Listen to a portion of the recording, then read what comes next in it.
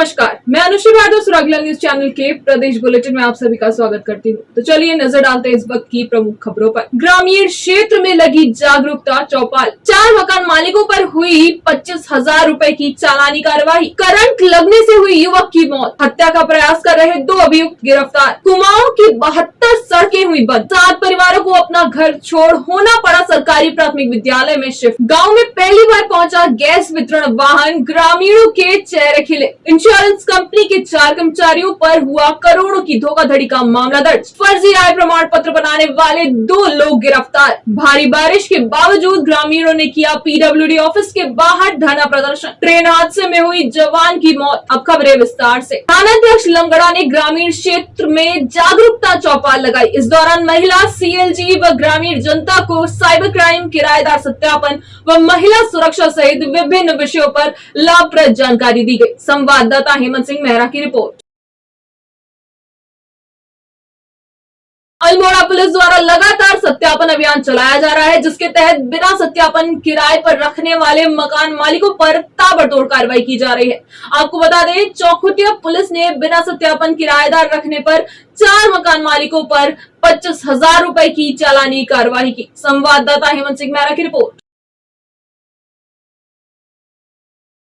उधम सिंह नगर में एक परिवार पर मुसीबतों का पहाड़ टूट गया, जब परिवार के एक युवक की करंट लगने से मौत हो गई, जिससे परिजनों में कोहराम मच गया है। वहीं पुलिस ने शव को कब्जे में लेकर पोस्टमार्टम के लिए भेज दिया है। आपको बता दें कि बाजपुर के ग्राम हरिपुरा जबरन निवासी बिट्टू सिंह खेत में काम कर रहा था कि अचानक बिट्टू सिंह को करंट ने अपनी चपेट में ले लिया, जिससे वह पूरी तरह झुलस गया। जिसके बाद आसपास के लोगों ने बिट्टू सिंह को अपने निजी वाहन से उपचार के लिए बाजपुर के सामुदायिक स्वास्थ्य केंद्र में भर्ती कराया, जहां चिकित्सकों ने बिट्टू सिंह को मृत घोषित कर दिया। संवाददाता शुभम गंभीर की रिपोर्ट।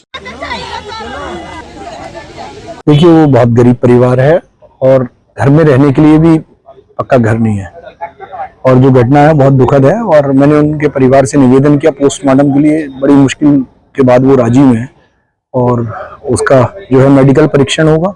इलेक्ट्रिक करंट से उसकी मृत्यु हुई है। विभाग से और सरकार से जो मदद हो सकती है, अपने रायसिक समाज के इस परिवार के साथ मैं खड़ा हूँ। जो बन सकेगा हम उसके लिए करेंगे और हमारी संवेदनाएं उनके परिवार के साथ हैं। थाना कदरपुर पुलिस ने की बड़ी कार्रवाई। आपको बता दें, हत्या के प्रयास के 2 अभियुक्तों को एक बंदूक 12 बोर कारतूस के साथ तथा एक तमंचा 315 बोर कारतूस के साथ गिरफ्तार किया है। संवाददाता विकास तानेजा की रिपोर्ट।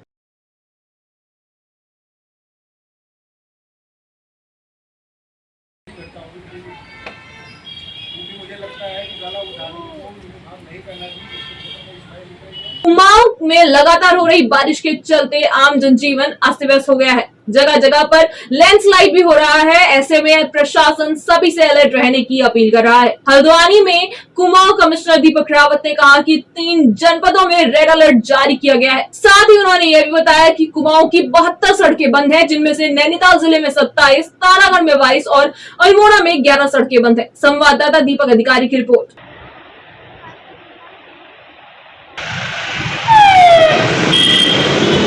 आपने नहीं किया तो मतलब नहीं दीजिए, कहीं पे भी है एकदम इसको फोर्सफुली रोकिए। हाईवे पर कुछ नहीं दिख रहा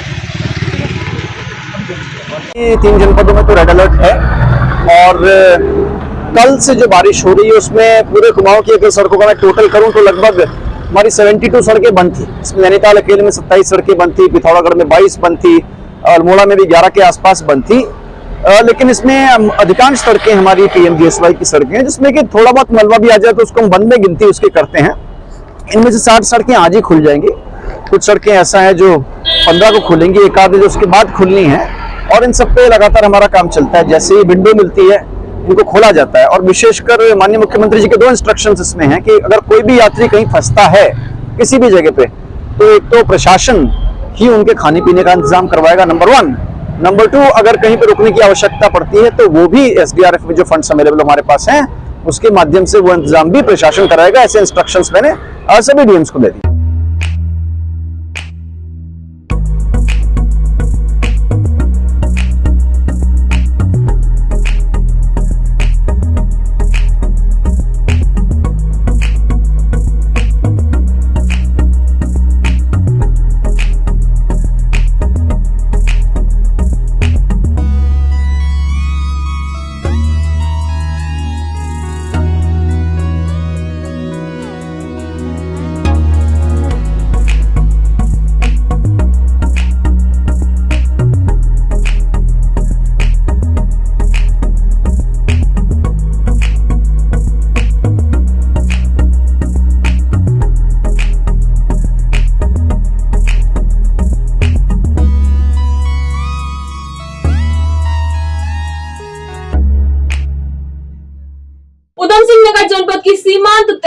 खटीमा के यूपी की सीमा से लगे ग्राम दाह झाकी में की जद में कई परिवारों के आशियाने आ गए हैं, जिस पर खटीमा एसडीएम ने मौके का मुआयना किया। आपको बता दें, इस कारण 7 परिवारों को घर छोड़कर सरकारी प्राथमिक विद्यालय में शिफ्ट होने के निर्देश दिए गए। साथ ही पूर्ति विभाग को प्राथमिक विद्यालय में शिफ्ट होने पर खाने पीने का समाधान उपलब्ध कराने को भी निर्देशित किया गया। संवाददाता गुरदीप सिंह की रिपोर्ट।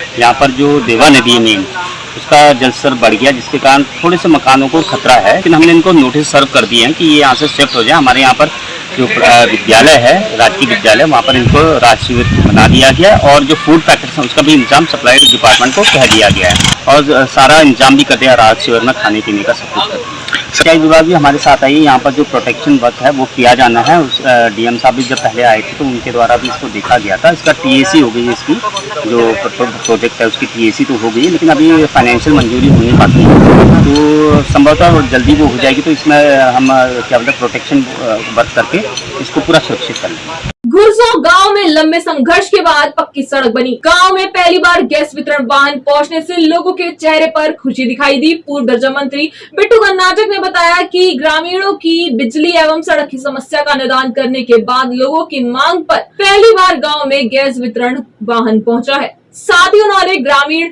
युवाओं से नशे से दूर रहने की भी अपील की। इस दौरान ग्रामीणों ने बताया कि पूर्व दर्जा मंत्री बिट्टू कर्नाटक के प्रयासों से गुरसो गांव तक पक्की सड़क बन पाई है। संवाददाता हेमंत सिंह मेहरा की रिपोर्ट। उधम सिंह नगर जनपद के जिला मुख्यालय रुद्रपुर में इंश्योरेंस कंपनी के 4 कर्मचारियों पर करोड़ों की धोखाधड़ी का मामला दर्ज हुआ है, जिसके बाद कोतवाली पुलिस के द्वारा कर्मचारियों के खिलाफ मुकदमा दर्ज करने के बाद जांच शुरू कर दी गई है। जानकारी के अनुसार रुद्रपुर की United India insurance company limited के कर्मचारियों पर 3 लाख रुपए की धोखाधड़ी का मुकदमा दर्ज कराया गया है। फिलहाल पुलिस द्वारा मामले की जाँच की जा रही है। संवाददाता दुर्गेश तिवारी की रिपोर्ट।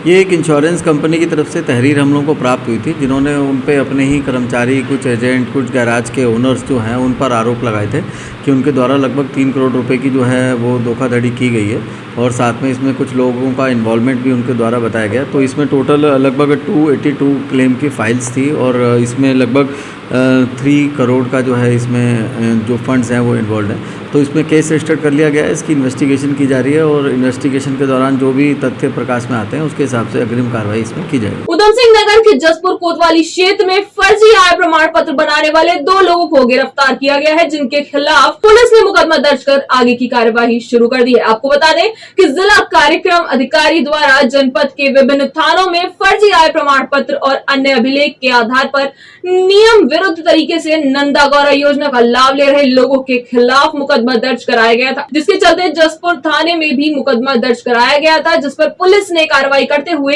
अब्दुल हसन और दिलशाद निवासी महुआ डाबरा को गिरफ्तार कर लिया है। संवाददाता दीपक चौहान की रिपोर्ट। कार्यक्रम अधिकारी उदय प्रताप सिंह जी द्वारा एक प्रार्थना पत्र एसएसपी महोदय को दिया गया था, जिसमें उनके द्वारा एक पूरे जनपद में नंदा गौरा योजना के अंतर्गत जो लाभार्थी थे इनकी जांच करवाई गई और उस जांच में काफ़ी सारे लोगों के द्वारा गलत आय प्रमाण पत्र के द्वारा ये जो योजना का लाभ लेना पाया गया।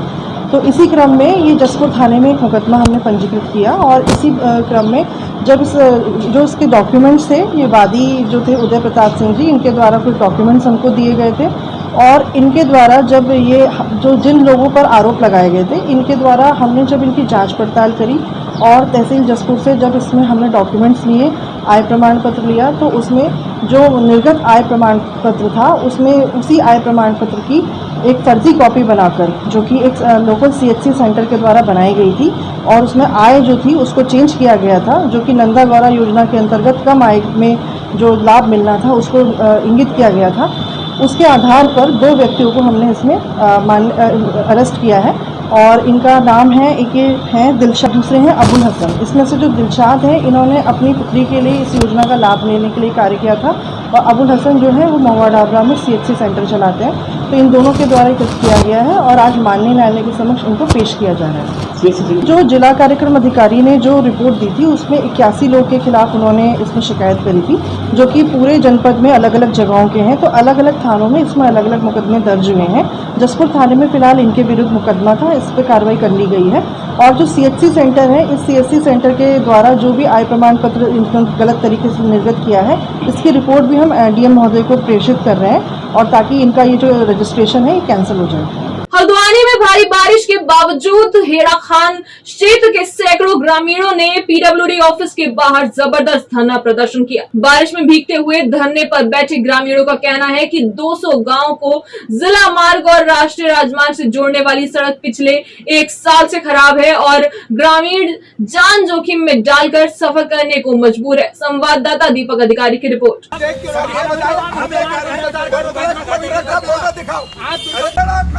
रोड को ठीक करो, ठीक करो, ठीक करो। PWD विभाग मुर्दाबाद, मुर्दाबाद। देखिए, 200 गांव को जोड़ने वाला हेड़ा खान सिमलिया मार्ग पिछले 1 साल से बंद है, और जिसको लेकर शासन प्रशासन, जनप्रतिनिधि, यहाँ तक कि केंद्रीय मंत्री, सब लोग जनता को गुमराह कर रहे हैं। और निश्चित रूप से 200 गांव की जो ये सड़क है, ये लाइफलाइन है, ये मुख्यमंत्री के विधानसभा क्षेत्र चंपावत को जोड़ती है। और हम भारी बारिश में, क्योंकि लोग मरने के कागार पे हैं, लोग चोटिल हो रहे हैं, लोगों के ट्रक फंस रहे हैं, लोगों के माल जाना आने जाने की व्यवस्थाएं बंद हैं, जनजीवन प्रभावित है। इसलिए भारी बारिश में आज हम यहाँ धरने पर बैठे हैं, और जब तक इसका कोई स्थायी हल अधिकारी नहीं निकालते हैं, हम यहाँ हमारा धरना अनिश्चितकालीन रूप से 150 गांव का मामला है। ये काठगोदाम हेड़ा खान मोटर मार्ग से लेकर के चंपावत माननीय मुख्यमंत्री धामी सर के क्षेत्र तक की ये सड़क है।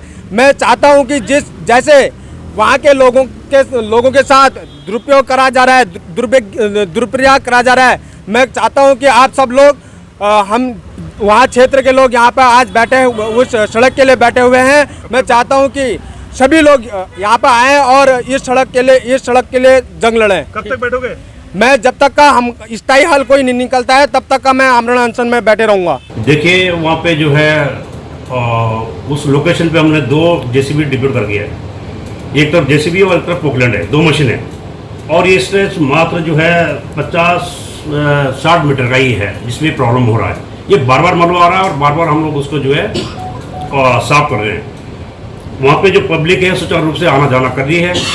जिस समय मलबा आता है हम उसको विदिन हाफ आवर में उसको साफ करते हैं, फिर ट्रैफिक को थ्रो करते हैं। और अभी पब्लिक भी आई थी वहाँ से, उनका भी रोष प्रकट कर रहे थे, लेकिन ऐसा कुछ नहीं है कि वहाँ पे कोई काम नहीं हो रहा। मेरा ये आज भी मैंने अभी पता किया एक्शन से, ये भी मेरा वहीं खड़ा है और मशीन भी खड़ी है, लगातार काम चल रहा है। लेकिन खतरे की स्थिति बनी है, कभी भी मलबा गिर जा रहा है, कोई हादसा भी हो सकता है। नहीं, जिससे भी मलबा आता है उसमें हम लोग ट्रैफिक को रोक देते हैं। मलबा आने के बाद जब साफ कर लेते हैं उसके बाद ये ट्रैफिक। कहाँ हैं सब लोग? शाम की चाय तो एक साथ होनी चाहिए, सब लोग एक साथ बैठना ही नहीं चाहते। पापा, try this. लो, सब लपक लिए।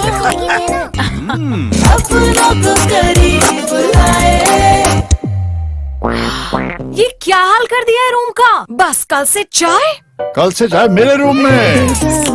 देवर पान नमकीन। गुरुवार को असम राइफल्स में तैनात रामनगर निवासी जवान की ट्रेन हादसे में हुई मौत के बाद सेना के जवानों द्वारा पूरे सैन्य सम्मान के साथ जवान को अंतिम विदाई दी गई। तो वहीं शव यात्रा में शामिल सैकड़ों लोगों ने नम आंखों से जवानों को विदाई दी। आपको बता दें कि रामनगर क्षेत्र के ग्राम भगवा बंगर निवासी 40 वर्षीय सुनील सिंह रावत असम राइफल्स में जवान के पद पर तैनात थे। संवाददाता कैलाश गोयल की रिपोर्ट।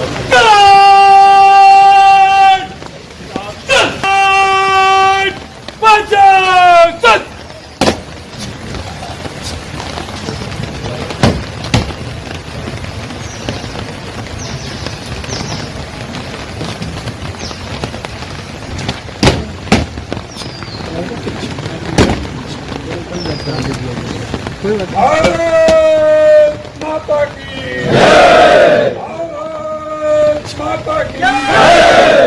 वो यहाँ से 1 महीने की छुट्टी में वापस जा रहे थे, तो रिसेंटली उनको उसी दिन ज्वाइन करना था क्योंकि उनके साथ वालों को वहाँ से छुट्टी लेके आना था। देन वो तो जल्दबाजी में तो थोड़ा पैर वैर उनका वहाँ फिसला। यस, देन उसके बाद वहाँ से उनकी बटालियन आई और सीधा हॉस्पिटल में एडमिट कर दिया। देन उसके बाद थोड़ा फिर नहीं कर पाए सर्वाइव, वापस 8 तारीख को गए थे। फिलहाल के लिए बस इतना ही। प्रदेश से जुड़ी सभी खबरों को जानने के लिए जुड़े रहिए सुरागेला न्यूज चैनल से। धन्यवाद।